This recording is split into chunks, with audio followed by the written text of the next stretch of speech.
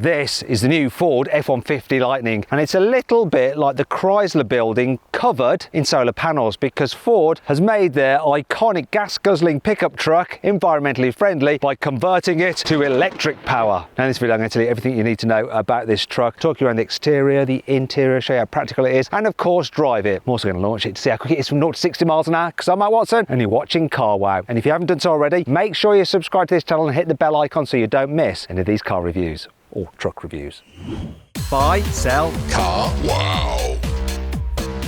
Let's start off this video by talking about the design of the F-150 Lightning. So the back of it is very similar to the normal F-150 pickup, apart from the fact you get this full width light bar and the little lightning badge down there. Moving down the side, once again, not that much has changed apart from the Lightning logo. Wheel sizes start at 18 inches, which could be a bit small, but they rise up to 22, which is what these are. The size is just like the normal F-150, so you've got that handy little cutaway there, so it makes it easier to see in these mirrors here. This is a bit different on the Lightning, this little panel here, which is your charging port. Then at the front, another big change is this. You can get it with a full-length light bar across the top of the grille, which isn't actually a proper grille, it's all blanked in. On this particular high-spec version, has like a diamond pattern to it. There's no open grille on this, it's electric, doesn't need it. Anyway, the starting price of the F-150 Lightning is $47,000, which is about £40,000. It rises up to about $100,000 for this range-topping, biggest battery, most powerful motors and best equipped model. It's called the Platinum. Here on the inside, the Lightning gets the infotainment system from the Ford Mustang Mach-E, and it's a nice big digital screen which looks posh. It feels quite as posh inside as a Dodge Ram Laramie Longhorn. The menus are pretty easy to figure out and to work through, no problem at all. What's not so good though is it's a little bit sluggish at times. When you press the button, you have to wait for a while for it to actually do its thing. Yeah, it's not quite as rapid as the infotainment system in a Tesla. Now, the F-150 Lightning also gets a digital driver's display. And when you turn it on, this noise, ooh, builds suspense. The digital driver's display is pretty clear, gives you all the information you need. So I like that about it. Another thing that the Lightning has is this feature. I can press this button and my knob retracts, and then I can flip this lid over and I have a huge table to do some writing or work on. That's good, isn't it? Obviously you need that when you're sat at the charging port waiting for hours and hours to put a few miles into your huge battery pack. Anyway, other than that, the interior is just the same as an normal F-150 in terms of the dash design and the quality. And overall, it's pretty good. So the materials in this Platinum range-topping version feel fairly plush. You've got two big cup holders there. Underneath here, there's a big storage bin where you keep the two rather large manuals. And there's a shelf in here with different cutaways for various sized coins. Some storage under here. Look at this. We have a massive charging pad there, and you've got USB normal, USB-C. Then on the side you've got an old-fashioned 12-volt socket, and look, a proper mains output, 3-pin socket. It's actually 2-pin because this is American, obviously. But yeah, it can run normal household appliances because you've got that huge battery. You've also got some big, massive door bins. I mean, look at them, they're huge. Plenty of room for a big bottle, some more storage space up here as well. You've also got a double glove box. There's the top glove box there for your 22, and then you've got your bigger glove box there for your 45. Then you have some useful things to help you get in and out of the car, like these grab handles, huge sun visors which do move across and slide back like that. Shout out to the straight pipes for that test. And a big vanity mirror. Oh yeah, and of course you've got your sunglasses holder up there as well. Is there anything I've forgotten? I don't think so. What about the seats, Matt? Oh yeah, the seats, yeah. So the seats in this range-topping Platinum are rather lovely. You've got massage function for both the driver and the passenger. You have Bang & Olufsen speakers in the headrest, and then this other feature here, which I'm not entirely sure what it's for. If you have any idea, let me know in the comments. I haven't done sufficient research, obviously. Unlike the normal F-150, which you can get in different sizes of body cab, you can only get the Lightning in the biggest double cab body style. Now that does mean that you get lots of knee room, and I mean lots. Decent amount of headspace, huge back windows, very comfy seats, a couple of cup holders here. You've also got a mains power socket down here and USB charging ports here. You've got pockets on the seat backs, there's various door bins here and a special cup holder here, some more cup holders here as well. And I want to show you this, look. If you lift up the seats, look, you lift them up like that, You can carry items just in this space here if you want to. Carry items behind this little ledge here, or you can create a locker by doing that, pulling that up like that, and then you've got a locker underneath the seats. I've locked this one up. Let me just do this, sorry. There we go. Oh, you just can't get the stat these days, can you? I want to show you this as well. I like this. You can open the rear window. Just press this button. Here we go. Yeah, that pleases me. I don't know why, it just does. Because it's electric, the Lightning has one feature that you don't get on the standard F-150, and it is the fact that because there is no engine under the bonnet, you therefore have some storage space, which, as with many American vehicles, comes with an anti-kidnap release feature. Yes, the United States of America, it's the land of the free me. Yeah, you see what I did there? Anyhow, this capacity, 400 litres, you can fit a lot of stuff in here, and you've got some storage under here for your cables. There's also, look, this big power bank here where you could plug in lots of electrical equipment, household appliances yet again. But if you need to jump start someone with a normal petrol diesel engine, then don't worry, look, you have access, oops, sorry Ford, to a normal 12 volt battery there. Ah, that's pretty good. Anyway, I think I'm just going to go back in there. It was nice and safe and comfy.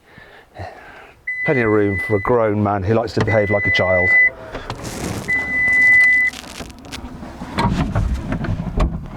As with the normal F-150, the Lightning has a big load bed.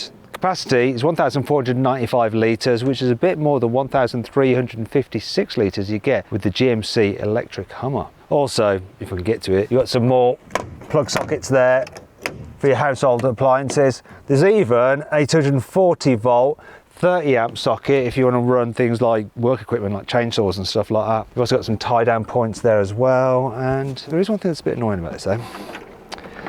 There's no load bed cover. So whatever you keep in there is going to get wet if it rains, or it's just there for prying eyes to see. And that brings me to 5 annoying things about the F-150 Lightning. There's a charge port cover located on the left hand side of the vehicle. Look, there it is. And on the other side there is what looks like another charge port cover, but isn't one. Doesn't open. It's just a design thing to match the other side. Shame really, because on something so wide it'd be good to have a charge port on both sides. Because of all its batteries, this F-150 Lightning is a little bit like me after my summer holiday. A touch heavy. Yeah, it weighs in at 3 tons. By comparison, an F-150 Raptor weighs 2.6 tons. So 400 kilos less. If you've lost your car keys, you can actually get into this vehicle by using a keypad. You have to input a pin. That does mean you've got yet another pin number to remember. And while you can get inside, you can't start it, so you can't really go anywhere, so you're still stuck. I suppose you can keep the rain off you, but that's a small benefit for what is, for most of the time, a really hideous keypad on this central pillar on the car. Truck, sorry, truck. I'm from the UK, we don't say truck. It's a truck. The Lightning's payload, which is the weight you can carry here in its load bed, is 900 kilos. By comparison, the normal F-150's payload is 1,500 kilograms. Then there's the towing capacity. So a normal F-150 can tow up to 6 tons. This electric version can only tow 4.5 tons. I say only, it's still quite a lot, but people who use these in the States sometimes do need to pull 6 tons, and this just won't do the job for them. The Lightning has a locking differential on the rear axle, and you activate it by pressing this button here on the touch screen. However, if you want hardcore off-roading, you might be better off with the electric version of the Hummer, because it also has a locking differential on the front axle too. However, it's not all bad. Here's 5 cool things about this electric truck. The Lightning is the only F-150 to get independent rear suspension. All the other trucks have a rigid axle. Now admittedly, a rigid axle is better than independent rear suspension for off-roading, but it's nowhere near as good for driving on-road, which is where this truck will mainly be driven anyway. You can get something called zone lighting, and it allows you to turn on lights around the vehicle. So if I press this button here, it will turn on the headlights. This button here turns on the light from the indicator and the puddle lighting. This button here turns on all the lights at the rear of the vehicle, in the low bed and the tail lights. And then if I do that, I've got the left side lit as well now. So you can have 360-degree lighting, which is handy if you're at a dark campsite. How is someone like me, who is about as supple as glass, get up into this low bed? Oh, it's not happening. Thankfully, there's a little step here to help you. Oh, so just made that one. There we go. that just brake? If you've been enjoying a little bit of legalised Californian doobie and you need to take an emergency nap, but there's someone already passed out on the back seat, don't worry, the front seat's a bit of this. Oh yeah, you know where this is going. We're going totally flat. Oh yeah. And now you can just lie back, shut your eyes and focus on getting over this horrendous whitey.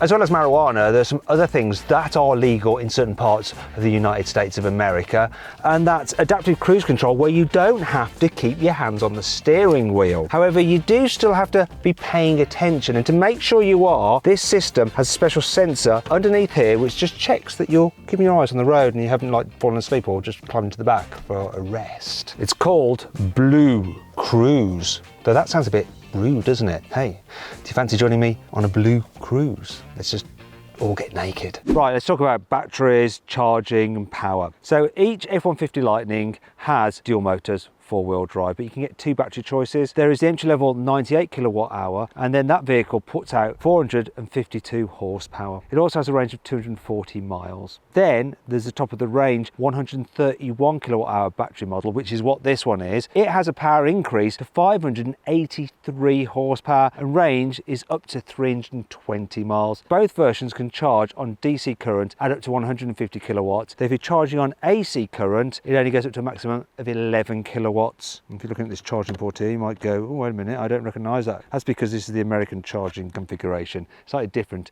in Europe, though I'm told that if you import one of these over here, you can get a converter so that you could charge it. Right, let's see what this F-150 is like on a motorway dual carriageway. So I'm cruising along at just under 50 miles an hour. I'm going to get to 70. Let's see how long that takes. Throwing the throttle now. Yep. It's really good for overtaking on the motorway, and obviously on the motorway, being sat up high gives you a great view out. The seats are comfy. Because this is quite a slab-sided car, you get a bit of wind noise from up here, but I can't hear any tyre noise. There's no noise obviously from the electric motor. It's silent pretty much. It's all very relaxing, and of course I can go into cruise control mode and the car will just do the hard work for me. And if I wanted to, I could take my hands off the steering wheel. No, that would be illegal in the UK. Shame. But I just did like it's like that's fine. I'm not breaking any laws, that's all fine. Car steering keeping me in lane, using radar to keep me a safe distance from the car in front. All very easy. Yeah, this thing is nice and relaxing to travel in. So I'm looking down at the trip computer and it's saying I'm averaging 2.2 miles per kilowatt hour, which when you do the maths, it means that on a full charge, you're going to get around 288 miles, which isn't brilliant, but it's close enough to the claimed range from Ford for this particular vehicle of 300 miles. Right, and let's see what the Ford F-150 Lightning is like to drive around town. A rather small, narrow-streeted English village. Anyhow, perfect place for it. I'm going to put it into one pedal drive mode, so when I lift off the accelerator, it will bring this truck to a complete stop. I love that. It makes it easiest to control when you're just driving in and out of parked cars or going really slowly. Oh, I can hear the bells ringing. For whom the bell tolls. Hopefully not me today.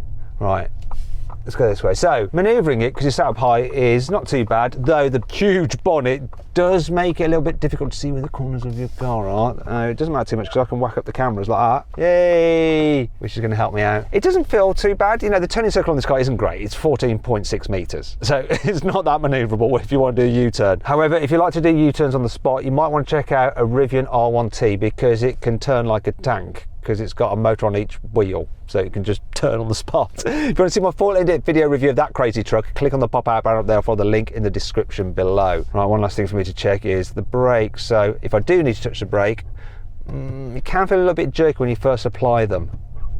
Yeah. Let's take it out of one pedal mode and see if it's better then. Now when I lift off, it's just like you're in a normal combustion engine truck, and it'll slow down gradually. Is that better? Yeah, the brakes don't feel quite so grabby then. It's like it gets confused when you're in one pedal mode. Let's have a little go again. Here's the traffic lights. Yeah, it just seems the way it works with a one pedal drive and when you apply the brake means that it's just a bit jerky like there. Oh well. Okay, let's see what this F-150 is like on a twisty English country road. So I've got the one pedal drive off, so I don't have some braking when I enter a turn. I am going into sports mode. Oh, it's quite hard to press actually because the car is a bit jiggly. Yeah, it's a pickup truck, so you've got a ladder frame chassis, which does send a few shockwaves through the cabin. Though being on independent suspension all round compared to the standard F-150, it does seem to go around corners a bit better. Stays a little bit flatter, doesn't skip so much over bumps, and because you've got a low centre of gravity because the batteries are low down in the car and you haven't got like an internal combustion engine underneath that tall bonnet, it actually doesn't lollop about too much in the bends, even though it's significantly heavier than the standard car. You can do an alright job in this, whizzing about. Quite like it. It's a bit more fun than I thought it would be. Okay, let's see how quick this F-150 Lightning is from 0 to 60 miles an hour. I'm going to launch it. Just basically floor the throttle, I guess. Here we go.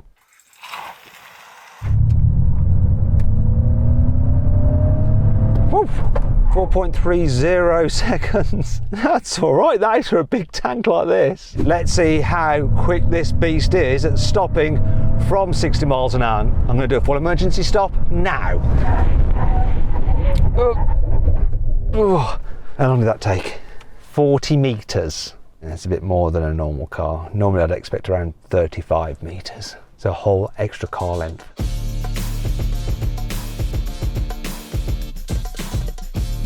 So then what's my final verdict on the new Ford F-150 Lightning? Should you avoid it, consider it, shortlist it, or just go right ahead and buy it? Well, this is only really relevant to people in the United States of America. And if I lived there, I would personally rather have the Rivian. Though this is very good. And so I guess you should shortlist it. Anyway, I hope you'll enjoy the video. If you did, give it a like and let me know what you think of my verdict in the comments below. If you want to watch some other videos, you can click on those windows there. And if you click on that box there, you can go to CarWow to sell your car. It's completely free.